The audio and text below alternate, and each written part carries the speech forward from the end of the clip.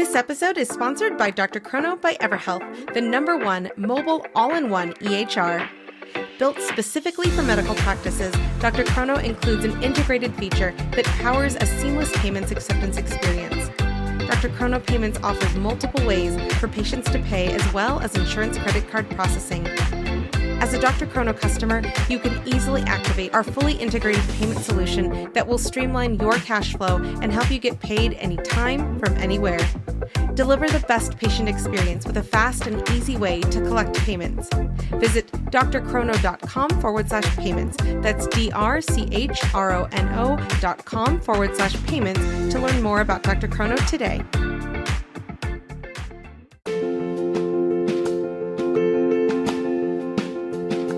Direct primary care is an innovative alternative path to insurance-driven healthcare. Typically, a patient pays their doctor a low monthly membership and, in return, builds a lasting relationship with their doctor and has their doctor available at their fingertips. Welcome to the My DPC Story podcast, where each week you will hear the ever-so-relatable stories shared by physicians who have chosen to practice medicine in their individual communities through the direct primary care model. I'm your host, Marielle Concepcion, family physician, DPC owner, and former fee-for-service doctor. I hope you enjoy today's episode and come away feeling inspired about the future of patient care, direct primary care.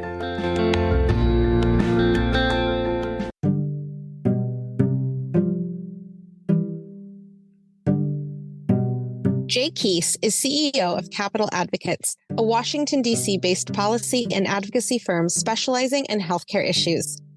Jay has represented physicians for decades, starting with a career in government relations at the American Medical Association. Over the years, he has won important legislative and regulatory battles for doctors, employers, payers, states, health technologists, hospitals, device and pharmaceutical manufacturers on critical healthcare delivery and payment reforms. During the COVID-19 pandemic, Jay worked closely with physician groups, Congress, and both administrations on critical waivers to state and federal laws that allow practices to fully utilize digital health services such as telehealth and remote patient monitoring to provide better care in a public health emergency. Jay currently runs several national healthcare stakeholder coalitions. He serves as executive director of the Direct Primary Care Coalition. He was instrumental in drafting a provision in the Affordable Care Act, or ACA, which defines direct primary care as a medical service offered outside of insurance, which meets ACA essential health benefits criteria. He then played a major role in the passage of over 30 related state laws and regulations, clarifying the treatment of DPC medical services and bringing value-based primary care arrangements to Medicaid and state employees' health programs.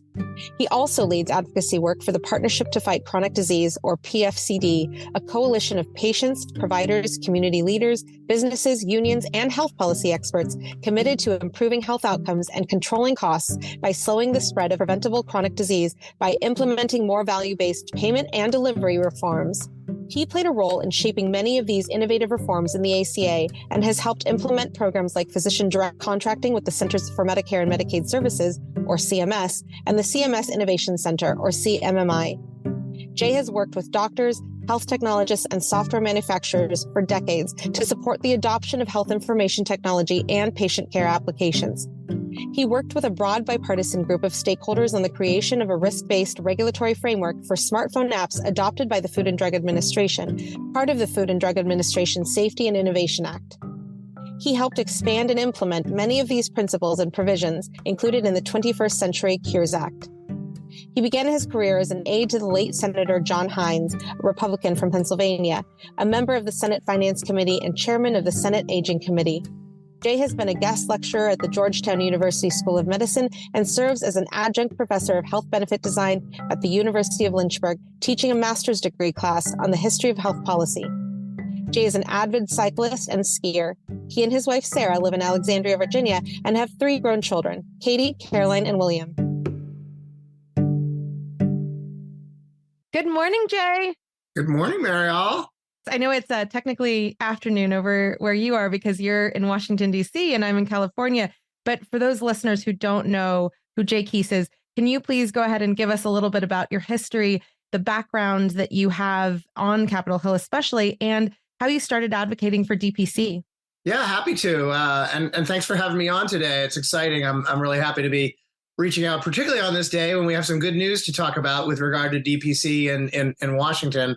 So I started out in 1984 as a legislative aide and a driver for United States Senator John Hines, who was back then would be today a mythical unicorn called a moderate Republican. And those were Republicans who could get along a lot with Democrats. And in fact, my boss did great things, and he was the one of the only guys ever to get an 85 or 90% rating with the AFL-CIO and an 85, 90% rating with the Chamber of Commerce in the same year. So, it was sort of all about making consensus. And Hines was the chairman of the Senate Aging Committee and a member of the Senate Finance Committee, and was very deeply involved in healthcare issues. So after I left the Hill, I worked for about a decade for the American Medical Association as an in-house lobbyist, and really dug deep into physician issues there. I've represented over the years, a wide range of stakeholders in the healthcare industry, everything from pharmaceutical interests to healthcare technology, EHR vendors. I've represented coalitions of patients and doctors. I've worked on intellectual property issues and tax issues and lots of different issues around healthcare. But I'd say, 80% of the work that I've done has really revolved around physician issues, antitrust, malpractice reforms. In addition to the work that I'm doing with the DPC community, I'm working with a group of some of the largest OBGYN practices in the country, helping them navigate the challenges under the Dobbs decision and Roe v. Wade and things. So we've been deeply involved, my firm and me, we've been deeply involved in healthcare issues on the physician side for more years than I really care to count. So it's fun to be here and talking about DPC. On the DPC background specifically, Garrison Bliss, who was then the chief medical officer, I guess, because there was also CEO of Q Lions, which was the first large-scale DPC practice in the country, contacted me actually through his CEO in 2009 as the Affordable Care Act was really just about to be voted on. And it was a little bit of a panicked call. It was, Garrison called and said, hey, you got to do something to help us stop this Affordable Care Act thing, because we have this great DPC experiment going on in Washington State. It's working really well. It's saving businesses a lot of money and getting patients better care. And it's really exciting. But the Affordable Care Act bargain is that, everybody in the country is going to get health insurance, and that all primary care is going to be delivered through health insurance. And so while that was a train rolling pretty fast down the tracks that we couldn't stop, we told Garrison at the time that, I thought we could get an amendment to the ACA that said that a direct primary care medical home, which was a term of art that we used back then about basically a DPC practice, working in conjunction with a qualified health plan, that the two of those could independently offer a benefit to an employee or somebody on the exchange, and the DPC would be separate from the qualified health plans. But when you wrap the two together, that they would meet the Obamacare ACA requirements for essential health benefits. So the very same essential health benefits that a qualified health plan would have to meet alone would have to be met by this combined use of the qualified health plan and the DPC together. And we were successful, and we put it in the ACA. And then we spent almost 10 years passing state laws to harmonize that provision and tell state insurance commissioners what the ACA said, which was that direct primary care is not an insurance plan, even though it charges a monthly fee, that it is in fact a medical service that is more appropriately regulated by the existing state medical boards rather than the state insurance commission. And we've been going strong ever since. Obviously, I think if you look at the growth curve of DPC over the years, it hasn't been a hockey stick. It's been a steady growth curve. And you can look at that growth curve over the places where we passed the ACA. There were a bunch of states that passed a bunch of laws. And as the states passed the laws, lo and behold, DPC grows because it's free from, regulatory constraints that are otherwise, keeping people from moving into the practice model. And it's been really exciting. I love working for doctors. I always have. I could never be a doctor, so I'm really glad that I have a DPC doctor and I have people that I can count on for the best possible, advice on the medical side. And I'm honored that people seem to count on me for the best possible advice they can get on the policy and the legislative side. So it's been a great ride. And here we are over 10 years later, and we're still going strong. Amazing. And like you said, we're recording on pretty big day in terms of those 10 years, what we've worked towards, what you guys have worked towards, especially on the Hill, to get DPC, even more accessible to everyday Americans. So let's talk about the amazing things that are happening in the DPC space when it comes to DPC on the Hill.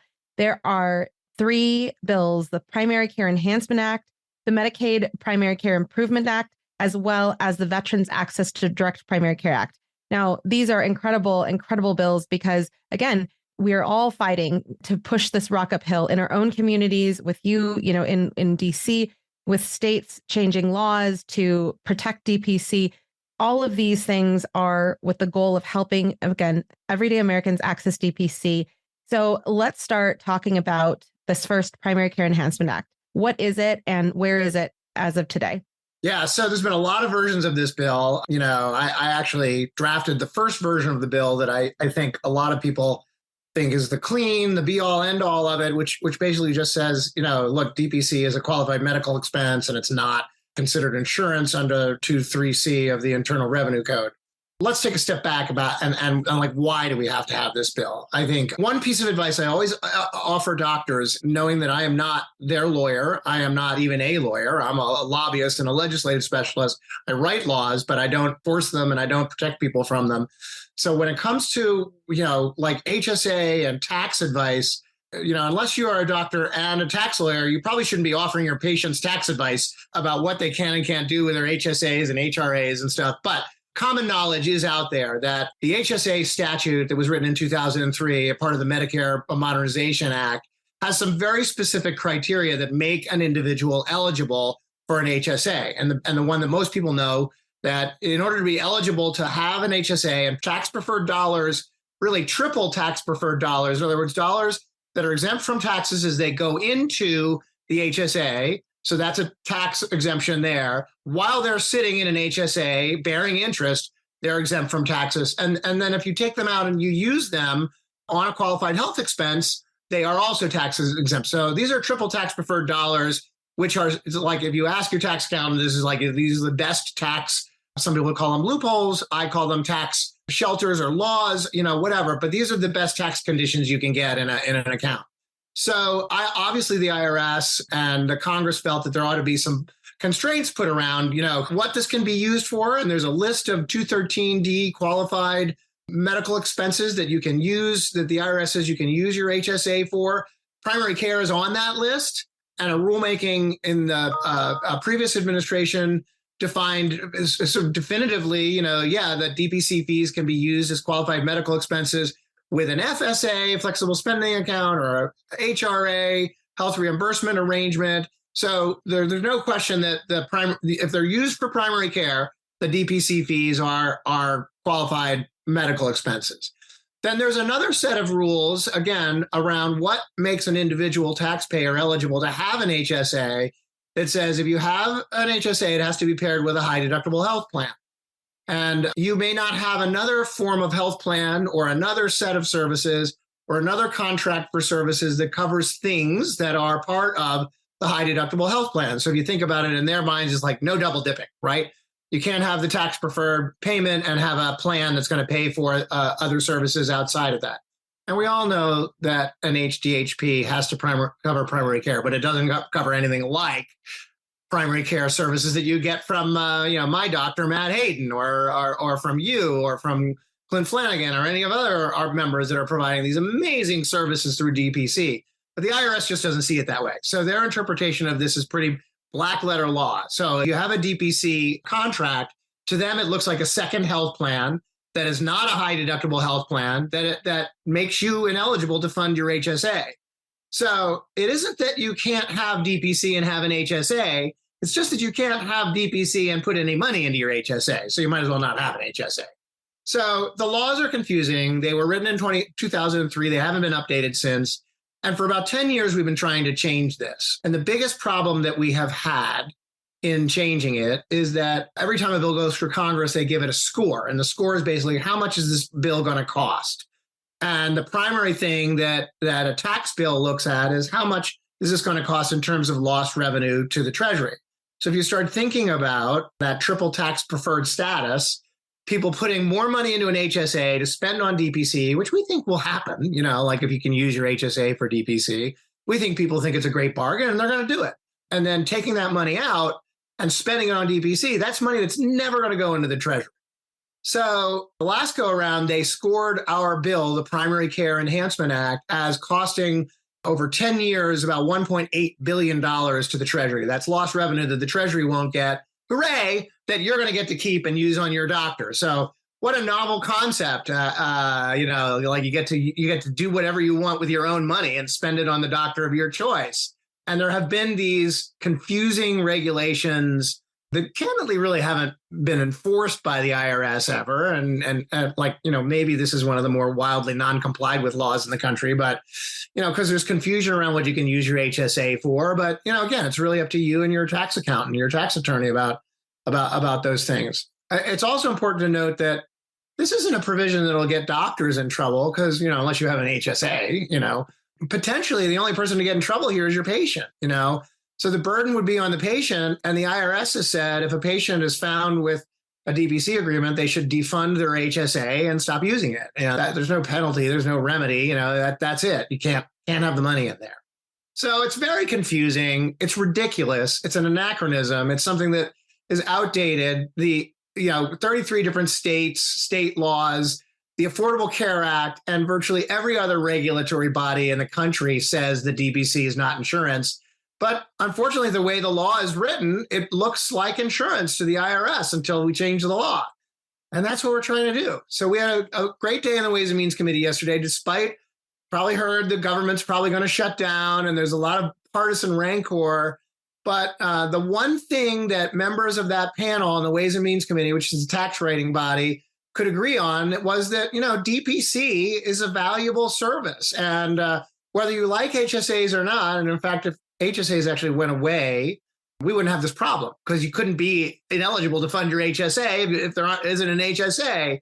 So the reform that we're asking for in the Primary Care Enhancement Act really isn't about the HSA as much as it's about getting people primary care in any setting they want, whether it's an HSA, we want them to have it in Medicaid, which we're going to talk about, Medicare, private pay plans. Everybody ought to be able to have access to DPC, and that's our goal. So yesterday was a good day. We got a bunch of Democrats and all the Republicans to vote out of the Ways and Means Committee. It's going to the House floor when we get through this, crisis of the shutdown and agree on a budget. Well, I'm sure we will be voting on packages. There's actually two bills pending. We'll talk about the Medicaid bill in a minute, but there's two bills pending at the desk waiting for full consideration on the House floor. One of them could get passed almost unanimously under a suspension of the rules. This one will probably have a vote. It'll be more partisan because there's just simply a lot of members of Congress, particularly on the Democratic side, that think that the HSA vehicle is kind of for wealthy people and not for the common man, although we would disagree with that a little bit, and might not vote for it. But we think it'll certainly pass the House. And so that's great. We did this once before in 2019. We passed a version of this bill, and we'll do it again and keep pushing the rock up the hill till we get it. We have a companion in the Senate. I met today with Senator Bill Cassidy, who's a doctor from Louisiana, and talked with his staff about moving this bill in the Senate when it passes the House, and they're gung-ho and ready to do it. So here we are. We're working really hard to push this rock up a hill and get it, you put it, and get this whole definition of DPC in the tax code changed. Stay with us. We'll be right back.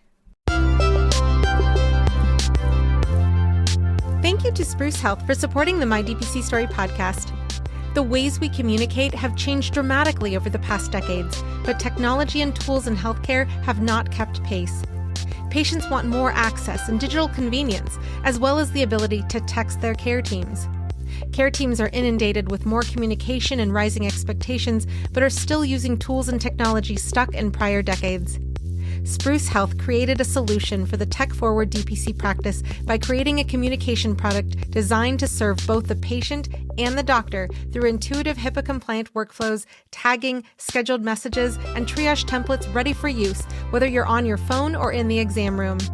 New users get 20% off for the first 12 months of a paid plan with code MARYAL20. That's MARYAL20. So check out Spruce Health today at sprucehealth.com or check out the link in the show notes.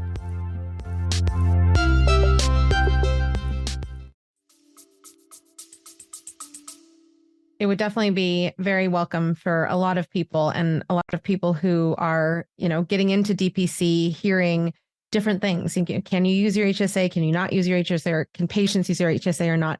So when it comes to what happened in 2003, can you also touch on the cap, the $150 cap? Yeah. What does that cap mean, and who is it for? It's really not a cap if you think about it. You can charge anything you want. Nobody's telling you what you can charge. The more proper way to look at this, and again, this has to do with this score. And I said that the bill in 2019 scored at $1.8 billion because of inflation and more people have HSAs. That score has actually gone up to $2.03 billion over 10 years.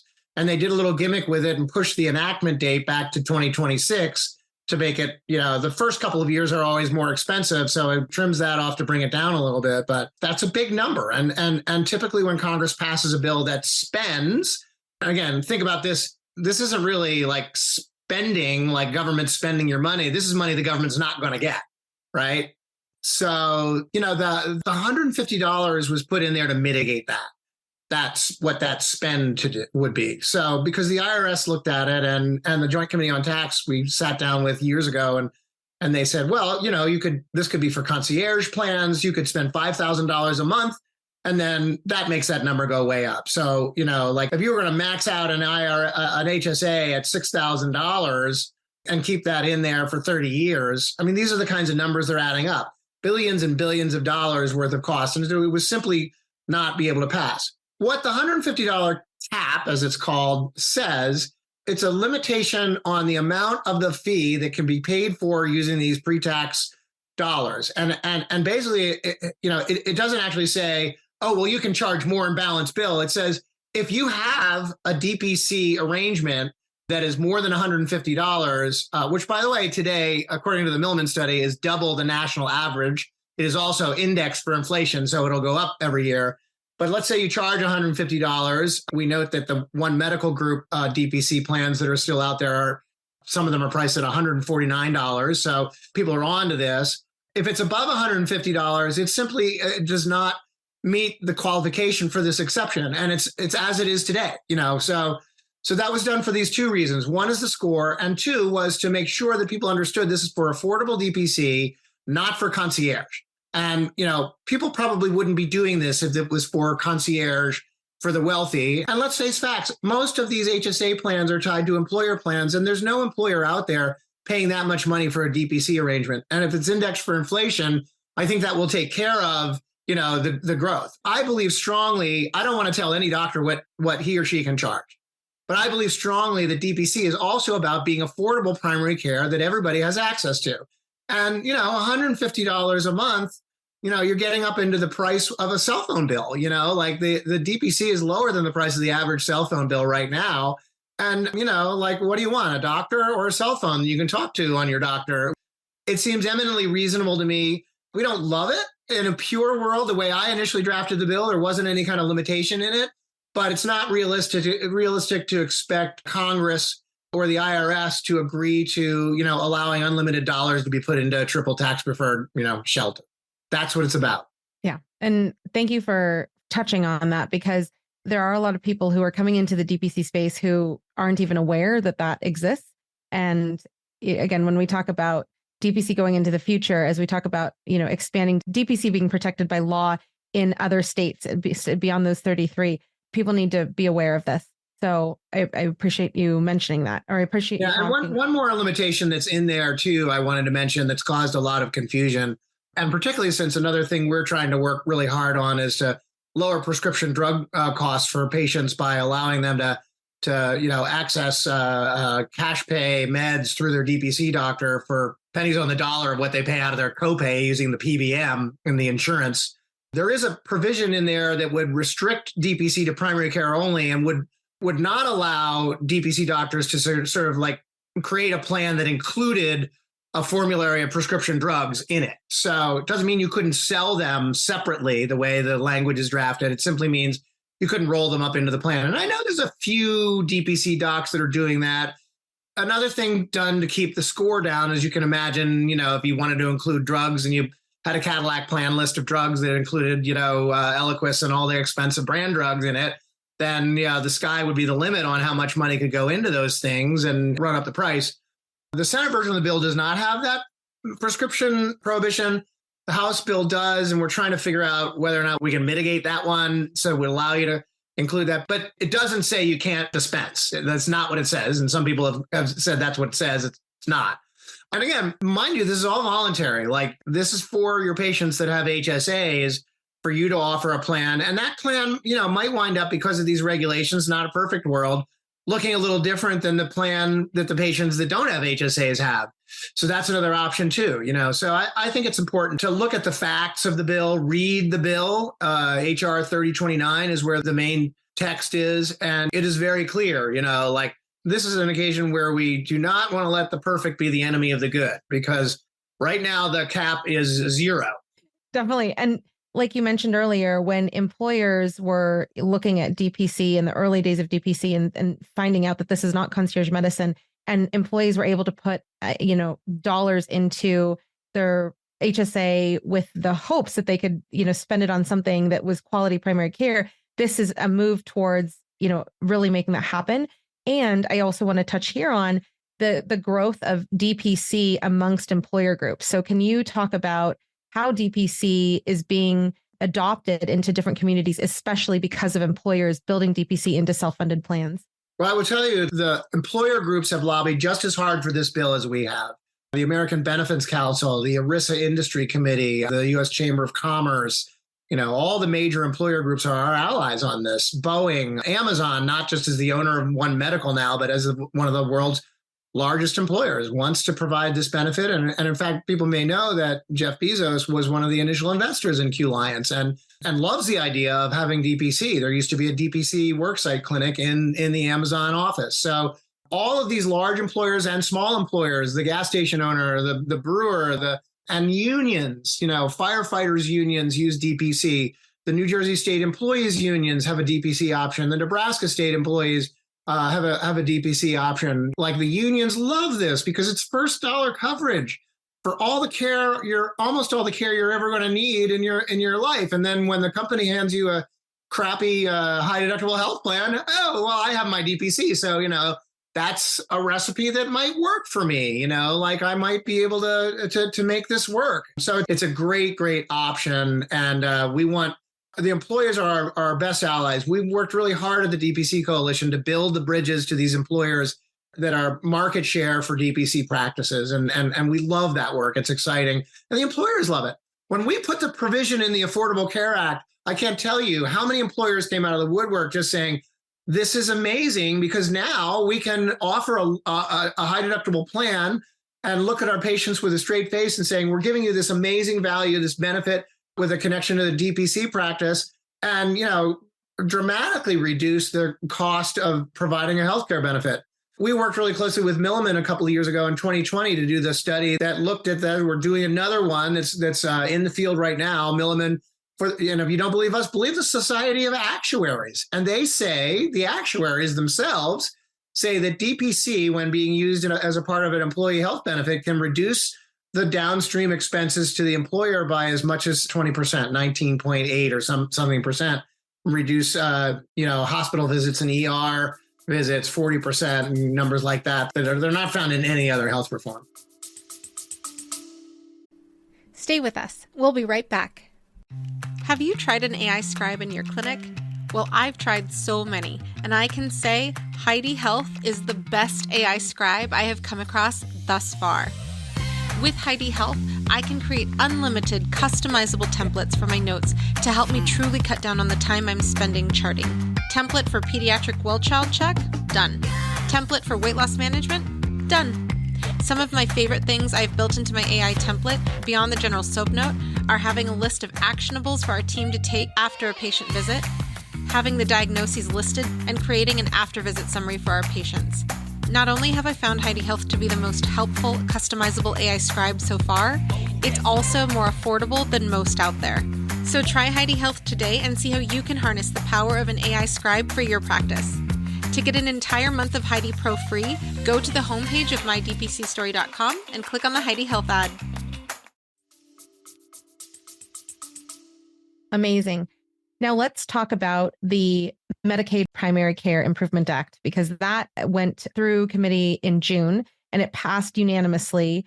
Can you tell us what the Medicaid Primary Care Enhancement Act is and how it could potentially affect people who, right now with Medicaid, Medi-Cal type plans are getting, arguably some of the worst care that we have out there because there's less and less people each year who are accepting Medicaid and Medi-Cal plans? Yeah, it's true. And in fact, Medicaid, generally speaking, is different in every state.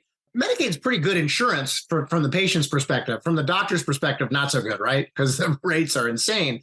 So the problem becomes access. And particularly in rural states that have a sizable agricultural workforce that's seasonal, for instance, you see a lot of employees that go into Medicaid when they're not working during the winter months. Or, again, back to Amazon, you have all these people that do seasonal work in the Amazon warehouses that have really good health benefits from November through January, but then they're kind of back in Medicaid. So this actually was an interesting conversation that we had years ago between a doctor who was the dean of the Houston School of Medicine, University of Houston, Tom Banning at the Texas Academy of Family Physicians, and Dan Crenshaw, who's a Republican member of Congress from Texas. We're all trying to figure out, how would DPC be able to help, particularly in a red state that hasn't adopted the expansion of Medicaid beyond the poverty level? Would DPC be able to help? We all sort of thought, wouldn't it be a neat idea if the money that's flowing to the FQHC, the federally qualified Medicaid health centers, to take care of primary care for individual patients, what if that money flowed into the FQHC and then out of the FQHC to a DPC doctor that would really be able to be a patient's doctor? And rather than going to the hospital or the clinic, the urgent care clinic every time there's a problem, that individual would have the doctor's cell phone number and be able to talk to the doctor on a regular basis. We actually did this experiment with Q-Liance with DPC and Medicaid and found, you can talk to Erica Bliss about this. She has all the data. Of course, the Medicaid managed care company didn't want to share it, but compared to the regular Medicaid managed care, they were saving the state like 60%, not just 20% of the cost of a patient, because these patients would be crying because this is the first time they've ever had a doctor that's their doctor. They have somebody that will actually talk to them rather than, probably some nurse that flashes between their eyes, in an emergency room when they're there for the sniffles, and so we think there's really room for that. We know it's complicated and we know it's not going to be for everybody, and we'll never be for something that would mandate that, you take Medicaid patients. But, if it were offered and it was a reasonable price, what if Medicaid through the state could pay for the patients that can't afford your fees? Well, believe it or not, there's some states you can't even do that. Like Colorado, that's against the law. I think Kentucky. So this bill does a couple of things. It doesn't mandate a program at all. So the program that I just talked about is aspirational. It's something like we might want to see it work that way. There's other people that would like to see. Seema Verma, who was the last CMS director under President Trump, wanted to see a program where the Medicaid beneficiary got a voucher and they could use that to buy services from a DPC doctor. There's a lot of people that think Medicaid patients couldn't handle that. I don't believe that. I think some could, but I think some can't. The vast majority of these folks might not even have a bank account. So, this would be one of those programs more than likely where the money would flow not from the patient to you, but from the state to you. And what the bill says is that the CMS, the agency that runs Medicaid and Medicare in DC, would have to sit down with a stakeholder group, including DPC doctors, the managed care companies that run the Medicaid programs in the states, the state Medicaid directors, and come up with some guidance about what this would be. And then if states want to do this, as long as it kind of fits within that guidance, states would be able to do this without coming to CMS to beg for a waiver. And it would also, I think, clarify to those states that say, well, you can't have DPC because it's not doing the Medicaid mandated fee schedule in the state, that would clarify that, hey, states shouldn't be doing that either. So it would set us on the road to figuring out how to take the poorest of our patients and care for them in a way where they're going to get a government benefit. We know that. How can we figure that out? Short of doing a food stamp program or a voucher program, which a lot of people like that idea. And I like that idea at the end of the day. That's not always going to be for everybody, but what could be the best possible thing? So this isn't a short-term thing. It did pass, as you mentioned, unanimously out of the House Energy and Commerce Committee. It's at the desk awaiting a consideration. We expect once the resolution gets put forth on the shutdown, we do expect this will be passed under a condition they call suspension of the rules, which is when Congress just votes up or down, no amendments on something that's got bipartisan agreement. And usually they're almost unanimous, or, out of the 435 members of Congress in the House, 400 of them will vote for it. There's a bunch of people who just vote no on everything, right? So we won't get everybody, but everybody loves this idea. Like, how can DPC help get better care to the poorest and neediest and sickest people in the country? And I think it's a great idea. Again, we're at this great juncture where members of Congress are thinking about things they can do to help DPC along. And, we might not have come up with this one, but it's something we love. And Dan Crenshaw and Kim Schreier, who's a pediatrician from Washington State, a member of Congress from Seattle, are champions. They're really passionate about this bill, and we're going to see where we can go with it. We had a conversation today with Cassidy and others about a Senate companion to this thing. There's no score on this one. So we do think that, we're keeping our fingers crossed. This is something maybe we get across the finish line this year or next before the session ends at the end of 2024, It's so interesting because this interview is coming out on the heels of Dr. Stephanie Phillips, who is in the poorest region of Georgia.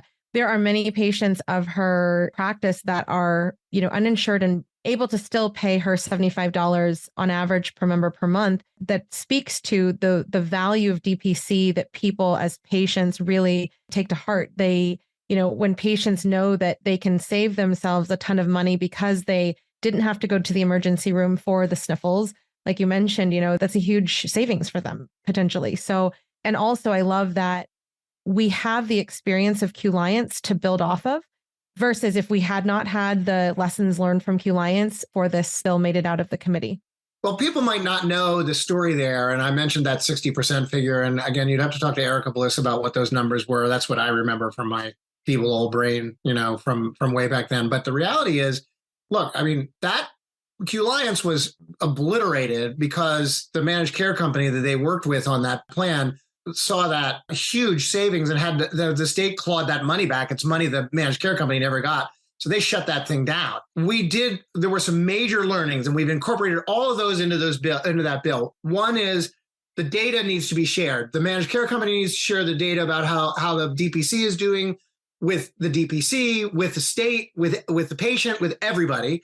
There needs to be a three-way communication. There's a three-way contract here. There's a contract between the managed care provider and the DPC and the patient, and the combined unit with the state. So all three of those parties need to be at the table to figure out what's going on, or it's an uneven floor to have your dance on. You're gonna crash the dance floor, which is exactly what happened.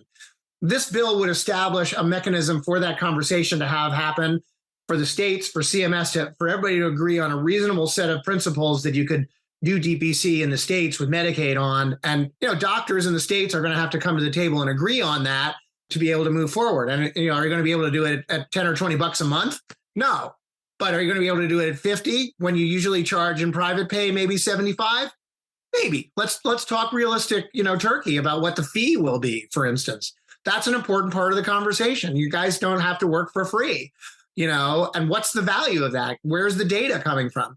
All of these things would be worked out in this construct. And I like it. I like where it's going. It's not saying, hey, we're going to jump into something headlong. Medicaid's going to be hard. But I think we've anticipated that and learned from those lessons where we went before. And we're learning from the state employees programs, too, that have similar aspects of government payer involved. It's great to be able to, after all these years working on this stuff, to be able to really take the learnings that you guys have given us in the field and apply them back to members of Congress and to state legislators who are thinking about this stuff.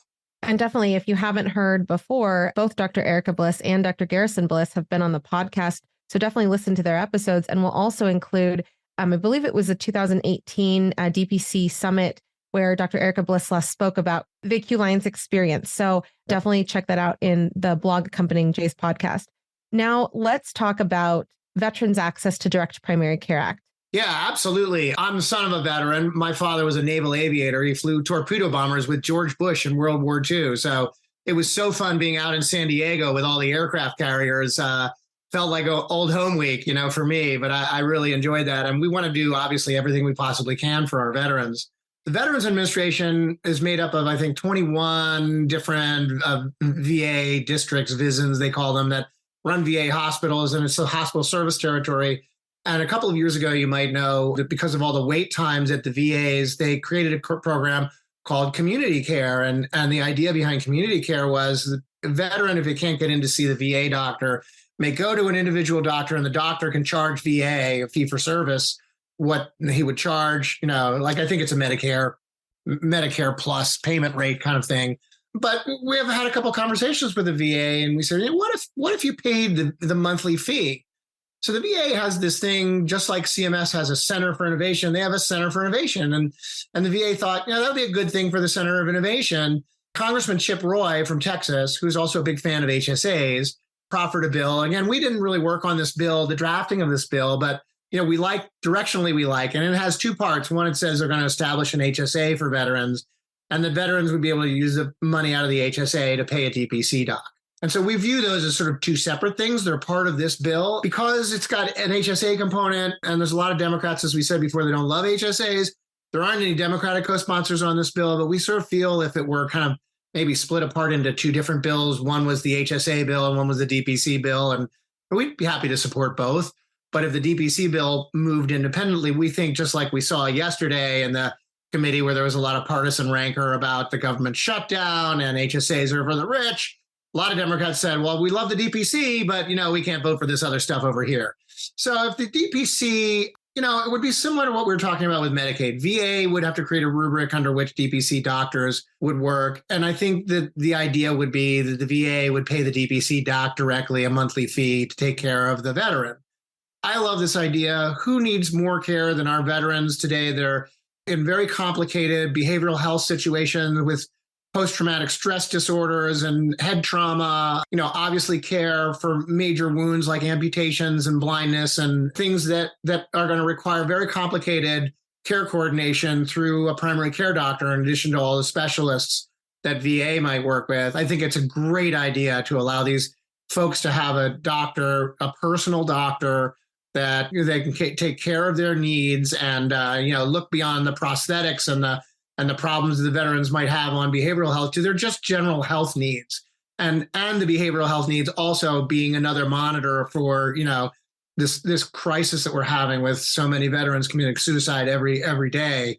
You all can be first line of defense for these men and women who've given all to serve our country, and it would warm my heart to be able to bring this to veterans. And, I think we can, but it's a longer process. We've been at the DPC HSA thing for a long time, and Washington moves at a glacial pace. So I don't necessarily expect this bill to be flying off to the president's desk to be signed this year, but we're going to work really hard to perfect it and to make sure that it's a reasonable policy choice, and work with the VA committees, the VA, and all of you to make sure that something gets done right here. And, there's definitely VA patients who can testify to the power of DPC. Like, for instance, I have a Vietnam veteran in my practice, and that veteran, needed significant follow-up. And so I was able to contact people within the VA, as well as outside of the VA, through personal texts, through faxes to their clinic personally, that gave exactly why I needed my patient to have a more detailed follow-up. And because of that advocacy, my patient got care much sooner, and they didn't only have to go to the VA for that care, because if they had, it would have been much more delayed, unfortunately, in this case. And so there are definitely veterans out there who are saying, like, right now, if the VA is not paying for it, that's okay. I'm still going to invest in my own private doctor. And it has made a huge difference, especially for my particular patient. And I think the VA doctors are heroes too. Don't get me wrong. They're great people. But I think if you've ever interacted with doctors at the VA, either primary care doctors or specialists, they're so appreciative when they have follow-ups from the private sector. And if nothing else, particularly if there's going to be a complicated condition that involves a stay at a VA hospital, to have a consulting physician from the outside be a part of that care team is super important. And that veteran is going to get better care for it, always. And definitely is deserved by veterans, but definitely deserved by all patients, because, right. When we have, I love when we have experiences, my husband and I, when we talk to specialists and they're like, hey, this is my cell phone, give me a call, because we got to talk about a little bit more. We got to talk about this patient a little bit more. fantastic. And I really appreciate doctors like Dr. Nicole Harkin, who owns Whole Heart Cardiology. She's a direct care cardiologist, and she makes it a point as part of her workflow to send the referring doctor her summary. So there is a communication, and not just like, oh, well, I have to have my nurse request records and pray to everything that they actually get received. The doctor is making that, is having the time to make the communication happen between the specialist and the referring doctor. So definitely, we'd love to see, where this goes in the future. Now, with that, like you said, DPC is not protected by law in all states. It's not protected in California at the date of this interview. So when it comes to what people can do who are listening to this episode, and they're talking amongst themselves about how can I make change in my community? What can I do to help this DPC rock move uphill? What advice do you have for them? Well, the first piece of advice would be you got to join the DPC coalition. We need everybody we possibly can. dpcare.org is our website. There's a join button. You can click it. And we tried to structure the coalition just like you structure your fees. We asked for your first patient. The general membership in DPC coalition is $50 a month. So it's an ongoing thing that supports all the lobbying activities that we're talking about, all the outreach to the employers, the program we're working with Lineal Health and ASM on medications on. So the number one thing you can do to get involved is to join the DPC coalition. We have not had an opportunity to have a DC fly-in since the pandemic. Candidly, we were hopeful to have one this spring in conjunction with the AAFP meeting, but things got moving so fast on the legislation and we weren't able to really pull it off together. But we will have fly-ins. You'll have an opportunity to come to DC and lobby. We work as a resource to any either state academy of family physicians, state medical society, or even DPC state chapter coalitions. We're talking about building one of these in California. We have one in Montana. We have one in Massachusetts. There's state chapters that we work with. And we actually, on the states, we don't do a lot of on the ground lobbying, but we provide all the resources, the testimony, we do the drafting. The bill that has passed in over 33 state legislatures is a model bill that is available for free for anybody to look at on our website. So that's one way that we've been able to really impact. Almost all of the state laws that are out there right now are based on that law. And it just very simply says, DPC is not insurance, the business of insurance. It's not subject to the regulation of the State Insurance Commission. It is regulated like any other medical service by the State Board of Medicine. And so, as I said, there's 33, I think, states that have passed laws, and there's another 3 states that have very good DPC regulations that the insurance commissioner has put forth, that we worked hard with those insurance commissioners. Massachusetts is one of those. There are a number of other states where we don't really need a DPC law because there's nothing prohibitive in the state insurance code out there. California is one of those where there's a lot of ambiguities. There's a whole different set of laws called Knox-Keene in California that guide HMOs. And HMOs are defined in Knox-Keene basically as medical services that are paid for with a monthly fee. And, by a strict read, DPC practices fall into that. There's never, to my knowledge, been any enforcement. And I'll remind you all again, I'm not your lawyer. And so I can't really give you legal advice about whether or not you're violating Knox-Keene. But there's that. There's the state insurance code. Then there's the state medical code that has various different reporting requirements and things that can get complicated. The best form of advice, we have Phil Eskew, who is our general counsel, and everybody knows Phil from the Mapper and DPC Frontier. Phil will give you a lot of free legal advice, which is, on behalf of the coalition as a part of what he does for us. You can call him up anytime and contact him through the website, but he's not going to be your lawyer. So you really do need somebody to look at your contract to make sure that you're crossing the T's and dotting the I's and making sure that the contract is good. And these are the primary worries I think you have, with DPC and state law.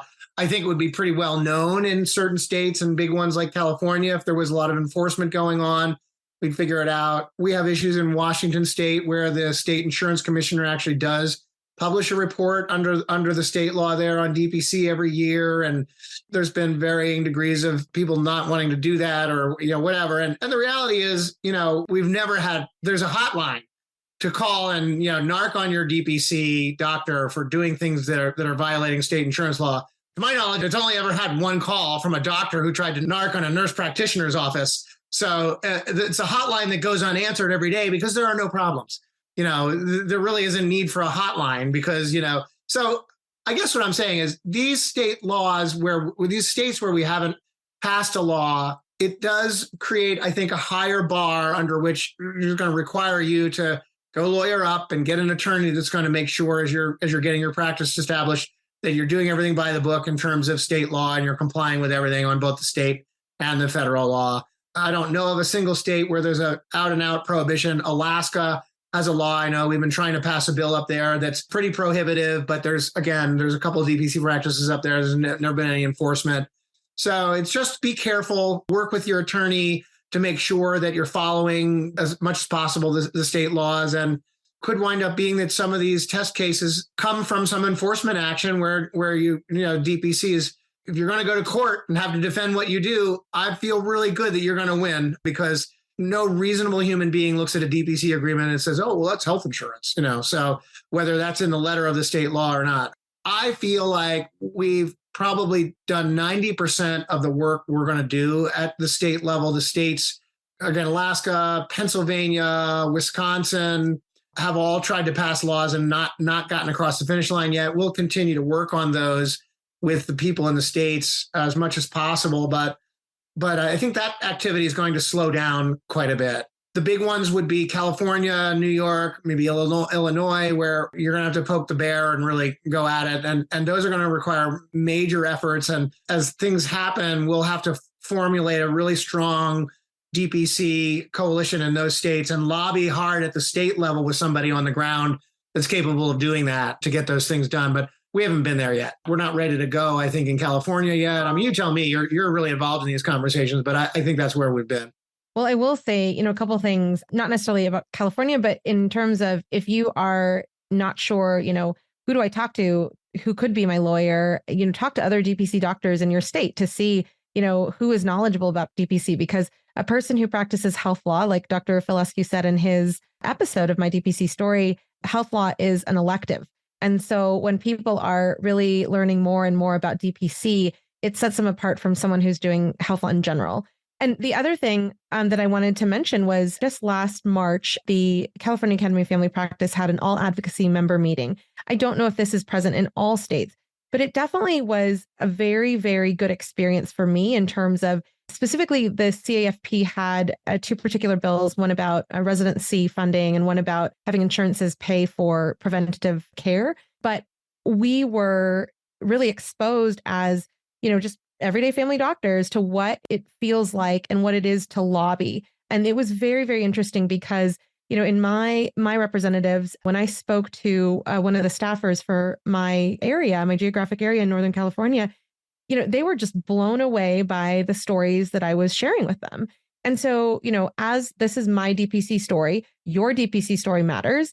And, don't ever forget that. And definitely, say, hey, could I use this to harness other people's ears and, make a change in my community?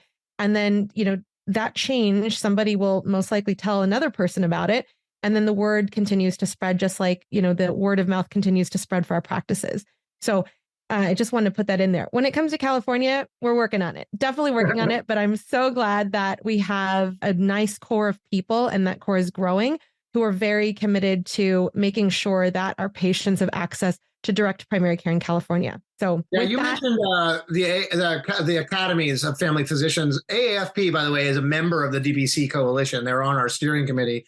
They're very committed to the DPC movement as one of the leading advanced practice models for primary care. And the state AAFP chapters are usually great places to go. And I would encourage everybody listening to this podcast to get involved. If you are a family doc, to get involved in your state AAFP.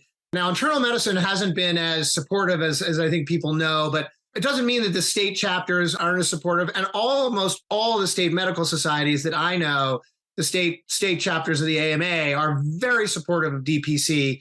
So get involved in that vehicle. They're great. They're great people. They have professional lobbyists. They're usually among the best lobbyists in any state capital, so you definitely get involved. And the more that you can get involved in the academy lobbying, the more they're going to bring DPC issues up to the fold. And let me do one other plug. Really importantly, we've been working really closely with Texas And the Texas Academy of Family Physicians, in addition to AAFP, is a member of the coalition as well. Because for the last couple of years, we've been trying to get a bill to allow dispensing in Texas, which is the only place that really completely prohibits it at a physician's office. And we got really, really close this year. We had a bill where there was a deal on the table. In Texas, typically, vaccinations for pediatrics for kids are not allowed to be administered in the pharmacies. They waived that during COVID, and the experience was good. People found, they liked going to their pharmacy to get a vaccination, maybe not going into their doctor's office where, there might be a lot more sick people or whatever, to do that. And so although the pediatricians don't love this idea because that's a big income stream for them, the trade was, hey, well, if we let pediatric vaccinations happen down to 3 at the pharmacy, why don't we let doctors in DPC practices and primary care practices dispense regular meds? And I think we can get that deal done across the table. So that's an example of the kind of thing beyond just the DPC laws. Again, we worked really closely in Nebraska to pass a bill to allow the state employees to do direct primary care. Strata Health runs that program for the state employees now, and it's really exciting. So there's tons of stuff that we can work at the state level. You can just always call me, call the Direct Primary Care Coalition, call me and reach out via the website, or feel free to give out my info, Mariel with us, jpkeese at cagdc.org. Shoot me an email. We will always want to fly in and get involved on behalf of an issue or provide advice for you to get involved. But my favorite way this happens isn't when I come in and testify, which is when I get you to go in and testify and we can work together on what the policy provisions are, what's said, and how to navigate the swamps that are all there in these state capitals, right? It's you wouldn't walk into a courtroom without a lawyer. You probably shouldn't walk into a state legislative body without a lobbyist helping you out. But with that, thank you so much, Jay, for joining us today. Thanks, Marielle. It was really exciting to talk to you on the eve of this great vote that we had. Awesome. Hopefully we'll get an update soon from you on the next episode of My DPC Stories Legislative Update. Will do. I'll come back anytime.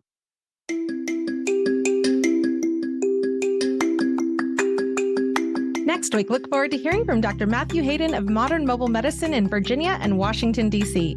If you've enjoyed the podcast and you haven't yet done so, subscribe today and share the episode with a physician you may know who needs to hear about DPC. Leave a 5-star review on Apple Podcasts and on Spotify now as well, as it helps others to find all these DPC stories. Lastly, be sure to follow us on social media. And if you're wanting to continue learning more about DPC in the meantime, check out dpcnews.com. Until next week, this is Marielle Concepcion.